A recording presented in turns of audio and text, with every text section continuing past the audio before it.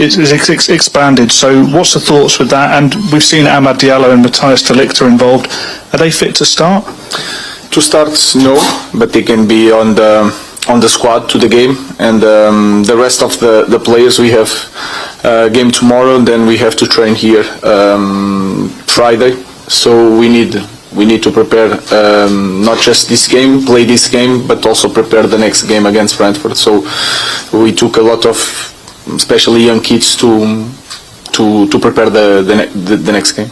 Does it feel like there's a different edge around the team heading into this match, given the importance of it? Not just in the team, but in the fans, in you guys also. So it's everybody knows that is really important for our season. We know that nothing is going to save our season, but this can be huge, winning a trophy, and also to get in Champions League, to have European games next year could change a lot of things in our club, even in summer.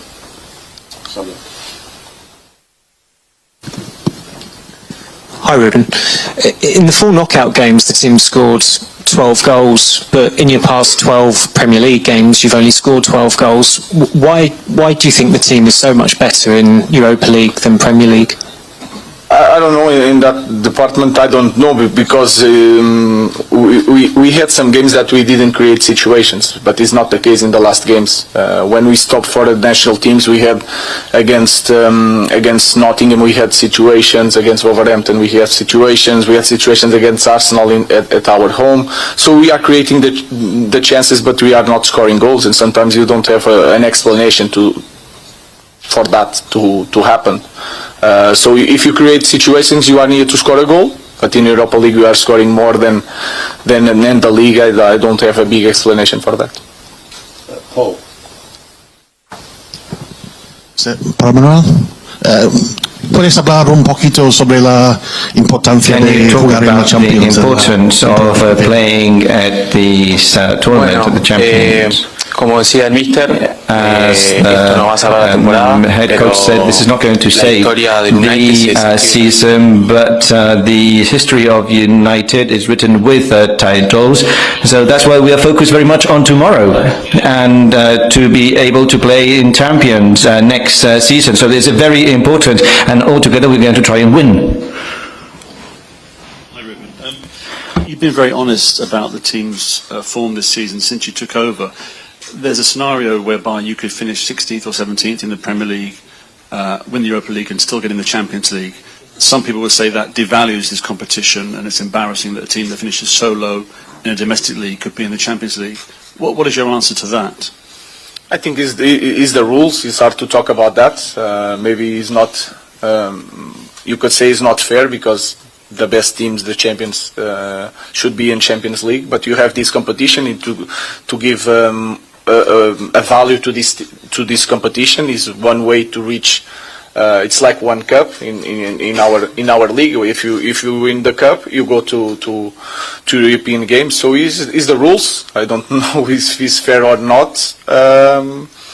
But if there is that possibility, we have to try to reach it.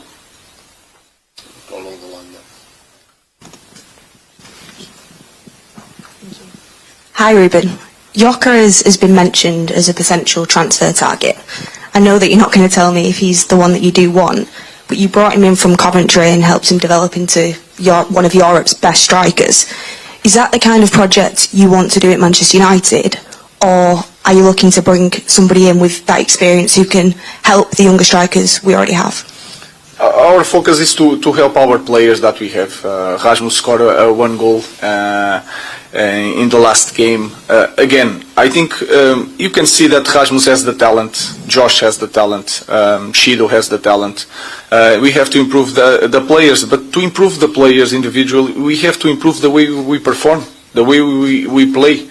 And we are far from being a really consistent team that can help the strikers to score many goals. So again, it's more, I already spoke about that. We are scoring, we have a clear lack of goals, and that cost us a lot of points this season, and we have to improve that to help the strikers to improve. Hi Ruben, you've spoken before about the pressure that comes with playing for Man United. Obviously tomorrow is very important, the season's riding on it, you said there's implications for maybe the summer budget, even the future of the club. Have you got any concerns about the players' ability to cope with that extra pressure, given that there's already pressure playing for Man United anyway? No, I think they are prepared, and if you see this team, maybe with some problems during the year, they were able to win cups. And that is also a pressure, especially English Cup, that a big thing in our league. So they are prepared. They are every player are international. But then the context and this season was really complicated in every aspect. So I don't see that is an issue. They are excited to be here. They want to win. They are capable of winning. Again, it could change our summer, it could change the next year, but if we want to improve the club, we should not be focused on this. It's not the most important thing in our club. We have to deal with a lot of things in our club, and we will be fine with Champions League or without Champions League. Hi Ruben, I'm Amanda from Danish Disney Plus. What kind of impact do you expect from Rasmus Højlund tomorrow? The same that he had in the last game. He scored the equalizer. He is really anxious in every game to score goals, but he's working really hard. I already said that in some goals that we scored, especially in this competition, he was really important. He didn't score, but he makes a movement to open the space. So I expect the same thing. He needs to work hard for the team. And I think he's in a good moment, in a good spirit to do a great game tomorrow. One in the middle there.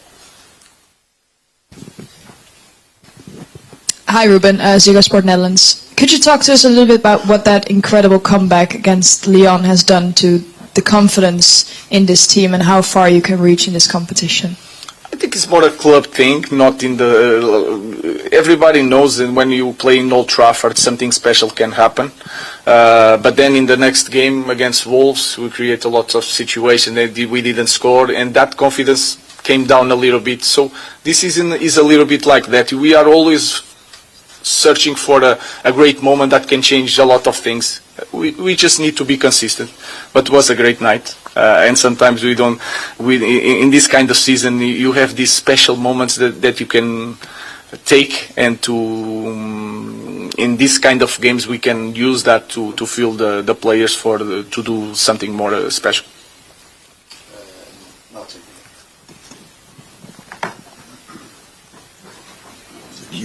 Question for Manuel. How important, Manuel, as a player, is it that United are in European competition next season, and also can you explain why they've done so much better in Europe than in the Premier League this season?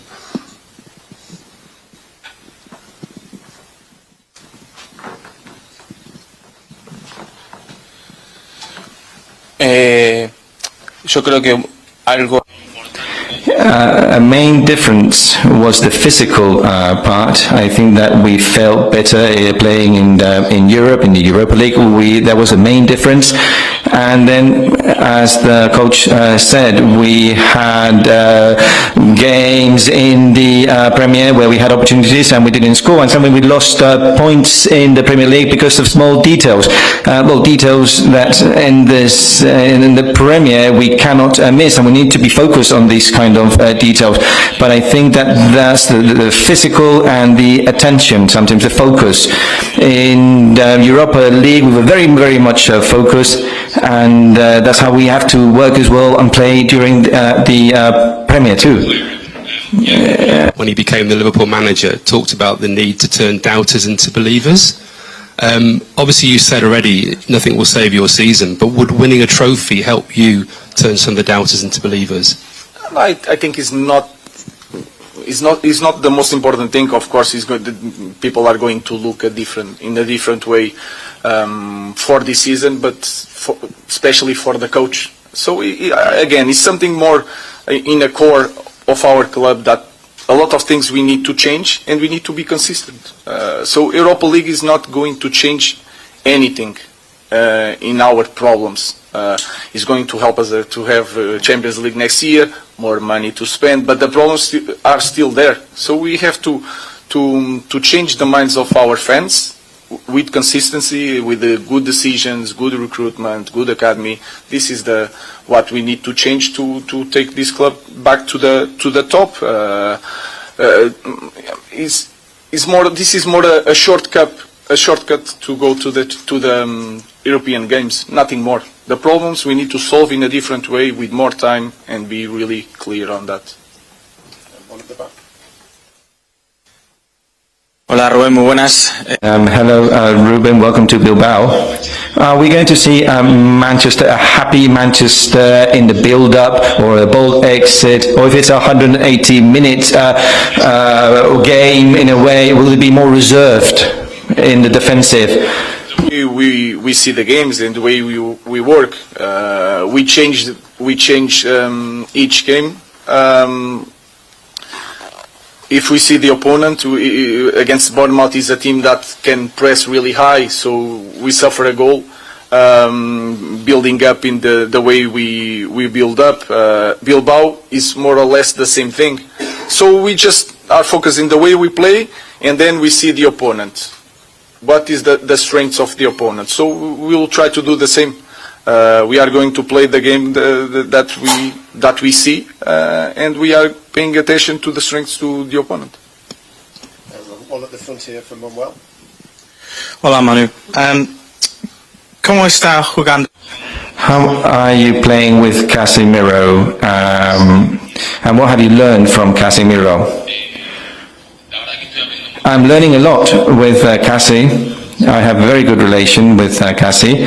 I try to copy as much as I can all the good things that he has as a player, and not only inside the pitch but outside the pitch too. This make things that make you win, because he's a winner. I feel very comfortable. I speak a lot with Casemiro, and up until now I keep learning, and I'm very happy.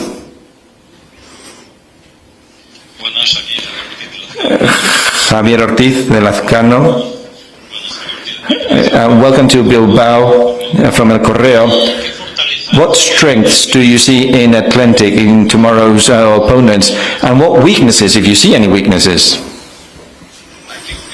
A lot of good things. I'm not going to talk about the bad things, but they are really strong as a team. They are really intense. They are really aggressive. Even for a Spanish team, they are really aggressive on every duel. They have great players, one against one. Nicky Williams is a special player. They are the best defense in Spain, in the league. We are not scoring too many goals, so it's going to be a tough match for us. We know that in the beginning of the game, 20-30 minutes especially, they are really strong and really intense. They use the crowd to take the game to a different level, and we are prepared for that. So we are going to face a very, very strong team. Okay, let's take you live to Manchester United training ahead of that Europa League semi-final against Athletic Club. And breaking news for us, Anton. Yeah, as you can see, this is Manchester United's final training session before, well, their biggest game of the season as they travel out to Athletic Club later today. And as you can see, Amad is out there training with the Manchester United squad. He's been out with injury since pretty much, the beginning of February, and he was arguably in the form of his career when he picked up that injury. You can see him chatting there to Lenny Yoro. So a huge boost for Manchester United. We will hear from Ruben Amorim a little bit later on when they arrive in the Basque Country, Manchester United, about whether the Ivorian will be available to play. Like I said, he hasn't played since the start of February, but there must be a temptation to potentially bring him in off the bench if Manchester United need a goal, considering, obviously, look, this is a huge game for the club as they try to get into the Champions League via winning the Europa League. Eagle-eyed of you may have been able to spot as well, Matthijs de Ligt is also out there training with Manchester United. So two big boosts for United ahead of this trip to the Basque Country. Look, obviously we know Manchester United's form in the Premier League hasn't been what they want it to be, but the two players there at the back are about to run the gauntlet. Will be very happy to be doing so. As you can see, the spirits are high. The players are very, very happy to have their dynamic duo back. They will be, obviously, look, they want options at the back. It's interesting with Manchester United, considering, obviously, look, you know, defensively they've had key injuries all season. Having De Ligt back for this game means they have more versatility if they want to play potentially Mazraoui either at centre-back or at right-back in the absence of Diego Dallo. And, of course, obviously the fact that Luke Shaw has just played his first Manchester United full 90 minutes for more than a year as well. So Manchester United finally have some more options at the back. Now Matthijs de Ligt is back. But I think the one thing that will get Manchester United fans excited is the return of Amad. Look, he was obviously playing lights out, wasn't he? At some points, he was the most threatening attacker that Manchester United had before he picked up that injury. He pretty much got them through some dark times in January, especially. We've only got to think about his superstar performance against Southampton at Old Trafford. Then when they looked like they were struggling. We will be back to Manchester United training here in the sunshine. But like I said, 2 boosts, Amad and De Ligt back for United. It's always nice to have a boost on a Wednesday.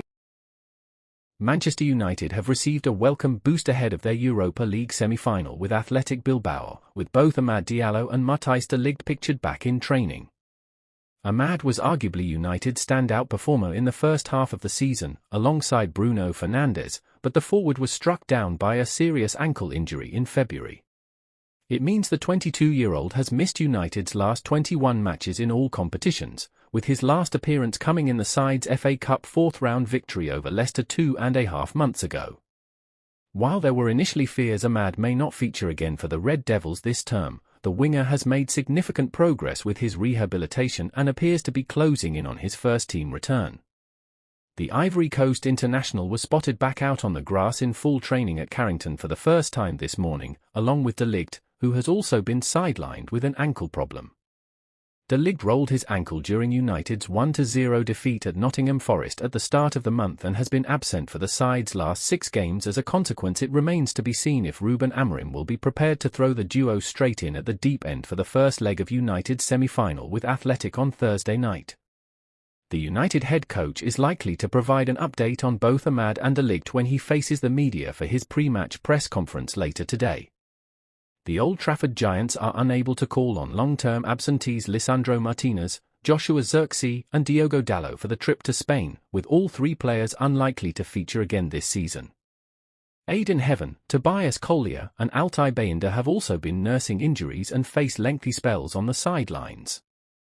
Amad has racked up 6 goals and 6 assists in 22 league games, and Fernandes is the only United player to better those numbers in the English top flight this season.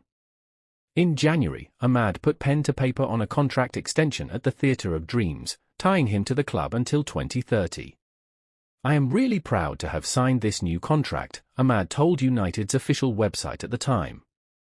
"I have had some incredible moments with this club already, but there is so much more to come.